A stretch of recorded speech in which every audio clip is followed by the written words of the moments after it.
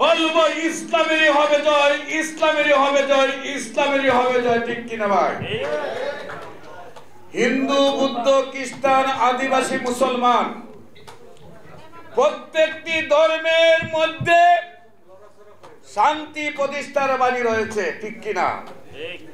আমরা প্রত্যেকটি ধর্মের ভাইদেরকে নিয়ে, ধর্মীয় অনুভূতি নিয়ে রাষ্ট্র পরিচালনা করলে শান্তি প্রতিষ্ঠা হবে বলে আমরা বিশ্বাস করি।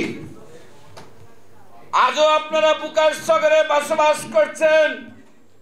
আমরা দেখতে পাচ্ছি এনসিপি যেখানে প্রার্থী দিচ্ছে, বিএনপি সেখানে প্রার্থী দিচ্ছে না। যেখানে জামাত প্রার্থী দিচ্ছে সেখানে এনসিপি বিএনপি প্রার্থী দিচ্ছে না। আবারও নাটক। এইসব নাটক যদি আবার সৃষ্টি হয়, বাংলার জনগণ আরেকটি আন্দোলনের মাধ্যমে আপনাদেরকে দেশ থেকে বিদায় করতে বেশি সময় লাগবে না। এখনো সজাগ হয়ে যান। যতগুলি রাজনৈতিক দল রেজিস্ট্রেশন আছে, আমি বিশ্বাস করি প্রত্যেকটি রাজনৈতিক দলের চেয়ারম্যান, মহাসচিবের যোগ্যতা আছে রাষ্ট্র পরিচালনা করার। ঠিক। আমি বিশ্বাস করি বাংলাদেশে অনিবন্ধিত 300 রাজনৈতিক সংগঠন এবং নিবন্ধিত 300 রাজনৈতিক সংগঠন প্রত্যেকেরই রাষ্ট্র পরিচালনা করার যোগ্যতা আছে। মাননীয় প্রধান উপদেষ্টাকে বলবো, আপনি সবাইকে নিয়ে একবার আলোচনায় বসেন, দেশে কিভাবে জনগণের ভোটের নিরাপত্তা দেওয়া যায়। সত্যি আপনি নিরাপত্তা দিতে পারবেন। এছাড়া আপনাকে একবার বিএনপি যখন কুচা দেয়, আপনি বিএনপির সাথে হাত মিলান। একবার যখন জামাত আপনাকে কুচা দেয়, আপনি জামাতের সাথে হাত মিলান। একবার যখন এনসিপি আপনাকে কুচা দেয়, এনসিপির সাথে হাত মিলান। এই 3 দল আপনার সাথে সেকেন্ডে যোগাযোগ করতে পারে। আর অন্য রাজনৈতিক দল দরখাস্ত দিয়ে আপনার সাথে 2 সপ্তাহে, 3 সপ্তাহে, 1 মাসে সাক্ষাৎ করতে পারে না। এই যদি আপনার অবস্থা হয়, সস্তার 3 অবস্থা আপনার হবে ইনশাআল্লাহ। ঠিক। আপনি ভয় পাইলে ওই চেয়ারে বসছেন কেন? ওই 3 দলকে ভয় পাইলে আপনি চেয়ারে বসছেন কেন? রাজনীতি করলে সারা জীবন তো রাজনীতি করেন নাই। আমরা সব সময় এক পা জেলে রাখি, পাশের রশি গলায় রেখে কথা বলি। আপনি ওই চেয়ারে বসার আগে আপনি হিসাব করা উচিত ছিল যে আপনি 20 কোটি মানুষের নিরাপত্তা দেওয়ার জন্য বসেছেন। আল্লাহর অশেষ রহমতে আল্লামা এমএমউদ্দিন মহোদয় এদেশের ফুলতলি, সোনাকান্দা, সরসিনা, আটরশি, মাইজবান্ডারি, শ্রীকুট দরবার শরীফে যেখানে আপনারা দাওয়াত নিয়ে যাবেন, সেইখানে দেখবেন আল্লামা এমএমউদ্দিনের গ্রহণযোগ্যতা রয়েছে। ঠিক।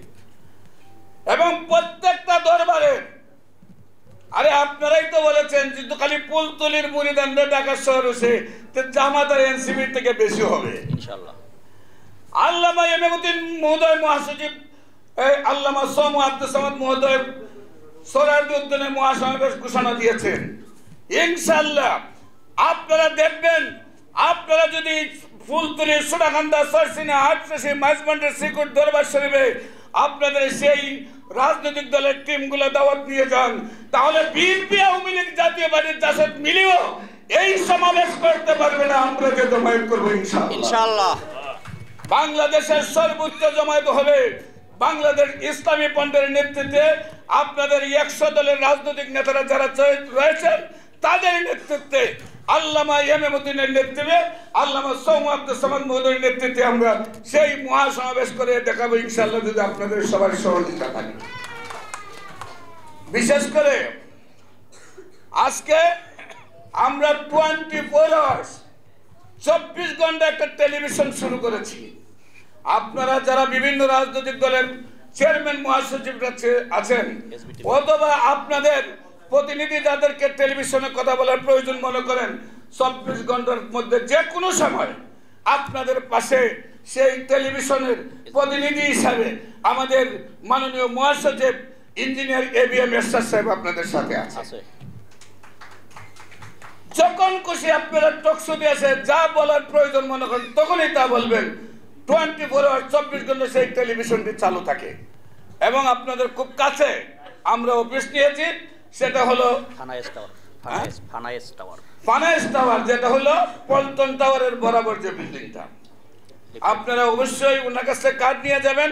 প্রত্যেকটি রাজনৈতিক দলের চেয়ারম্যান মহাসচিবকে আমি অনুরোধ করব একাধিকবার আপনারা সেইখানে টকশোতে অংশগ্রহণ করবেন, যখন খুশি করবেন। সময় আপনাদের হাতে, আপনারা যখন সময় দেবেন তখনই আমরা সেই বক্তব্য আপনার নেব এবং সেটার কন্টিনিউ প্রচার হতে থাকবে।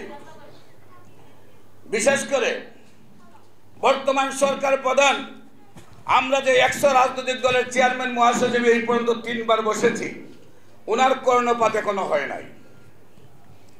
ওনার কর্ণপাত করার জন্য আমি মনে করি আমরা এই পর্যন্ত 3টা প্রোগ্রাম এসি রুমে করেছি। আমাদেরও কিছু গাম বাঙালি দরকার, আমরা রাজপথে নামা দরকার, রাজপথে কথা বলা দরকার। তারপরে যদি উনি না শুনেন তাহলে রাজপথ বন্ধ করে দেওয়া দরকার। ঠিক। তবে আমাদের কথা উনাকে শুনতে হবে। উনি কারো প্রতিনিধি বা কারো এজেন্ট হয়ে কাজ করলে এই নির্বাচন করতে দেওয়া হবে না ইনশাআল্লাহ। আমরা চাই প্রত্যেকটি রাজনৈতিক দলের চেয়ারম্যান মহাসচিবের প্রথম অবস্থা আপনি নিরাপত্তা দিবেন। 350 রাজনৈতিক দলের চেয়ারম্যান মহাসচিবকে যদি আপনি 2 জন করে অন্তপক্ষে পুলিশ সিকিউরিটি গার্ড নির্বাচনে আপনি দেন, 700 800 বা 1000 পুলিশ সেইখানে হয়তো আপনার প্রয়োজন হবে, এর বেশি নয়। কিন্তু আমরা দেখতে পাই যেদিন নির্বাচন হয় সেই দিন আমাদের বিভিন্ন দলের রাজনৈতিক যিনি চেয়ারম্যান মহাসচিব তারাও নিরাপত্তাহীনতায় ভুগেন। আপনি যদি বিভিন্ন রাজনৈতিক দলের চেয়ারম্যান মহাসচিবের নিরাপত্তা না দিতে পারেন, দেশের সাধারণ জনগণের কি নিরাপত্তা আপনি দিবেন? আমরা যদি নিরাপত্তাহীনতায় ভুগি তাহলে আমরা দেশের কথা বলবো কি করে? আমরা বলবো এবারের নির্বাচন অন্য বৎসরের মতো পাতানি নির্বাচন করার জন্যই বর্তমান যারা নির্বাচনে আছেন তারা সিস্টেম করছেন। আমরা সেই সিস্টেম থেকে বাইরে আসার জন্য ওনাদেরকে অনুরোধ জানাই। এদেশের 20 কোটি মানুষের ভোটের নিরাপত্তা দেওয়ার জন্য আমরা অনুরোধ করব, নতুবা আপনিও আবার দিল্লি চলে যাবেন। এদেশের মানুষ কাউকে ক্ষমা করে না। এই দেশের মানুষ একের পর এক আন্দোলন করে এই দেশের মধ্যে রক্ত দিয়ে এই দেশকে রক্ষা করেছে। আপনারাও অন্যায় করলে আপনাদের অবস্থাও সেই জায়গায় হয়ে যাবে আমরা বিশ্বাস করি। বিশেষ করে নবাব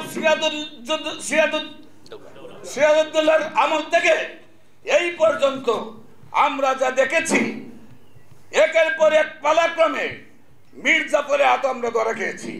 সেই মীর জাফরকে চিহ্নিত করে আগামী নির্বাচনে মীর জাফরকে রক্ষা করা যাবে না।